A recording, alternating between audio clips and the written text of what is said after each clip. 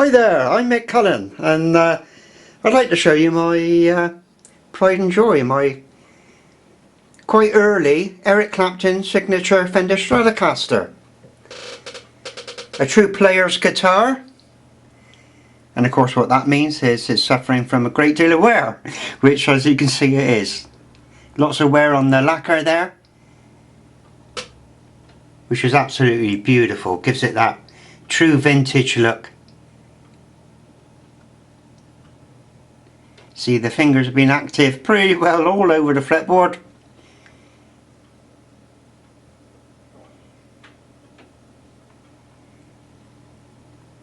Come on up to the headstock. And there we are. Eric Clapton's signature on the top there. Just look at those strings, it's a laugh, isn't it?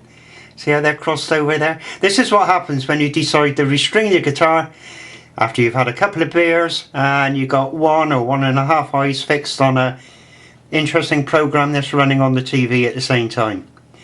I lifted the string up and attached it to the wrong tuning peg. Being the last set of strings in the box, I just had to live with it, carry on. It's due for another string change now, so I won't have to look at that much longer.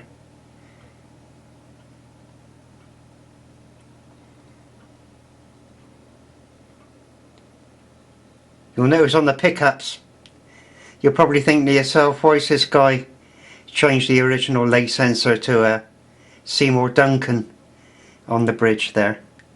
Well, I did put this Seymour Duncan on. It's the JB Junior humbucker. Some time ago when I was doing a lot of direct recording, and I find it gave it a lot more punch, particularly for the classic rock stuff I was doing at the time.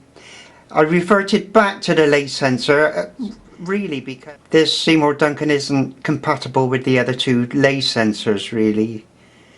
But what happened was the bridge pickup failed.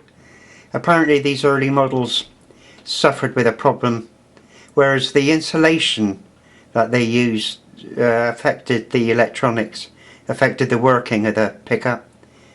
So that pickup failed on me, and so I put the Seymour Duncan back on. The electronics in general really need replacing now. I've cleaned the pot several times, but they still crackle a lot.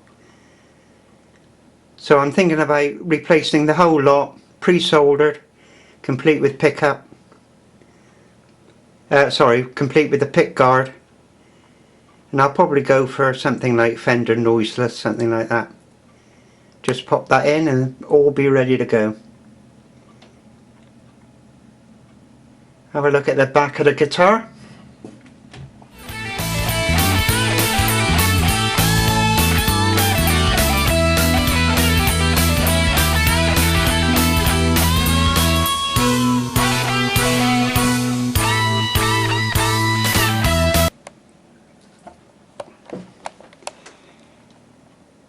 There's the serial number there, AT3061, and that tells me that it's a very early one, came off the production line late 1988.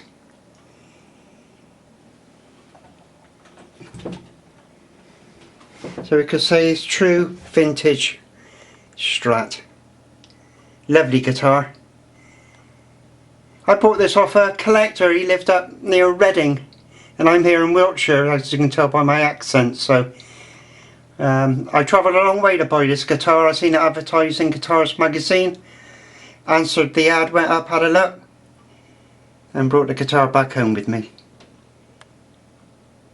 That would be in about 96, 97. And this collector, he had it hung in a purpose room. Air conditioned, humidity control. I wasn't allowed in the room. I had to sit on the stool outside, and he brought the guitar out to me. But he had some wonderful guitars out there. And there's a couple more he wanted to add to his collection. So decided to let some of the less valuable stuff go, and this was one of them. So it was virtually unplayed for the first 8 or so years of its life. Since then, of course, I can tell by looking at it, I've played it, well, I played it for the first few years pretty well constantly. A player's guitar. The Eric Clapton Fender Stratocaster. There you go. Beautiful. Just like me.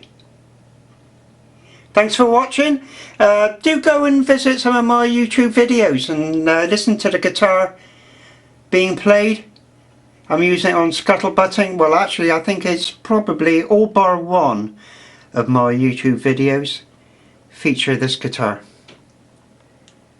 Ta-da, take care, and I'll catch you again soon. Bye.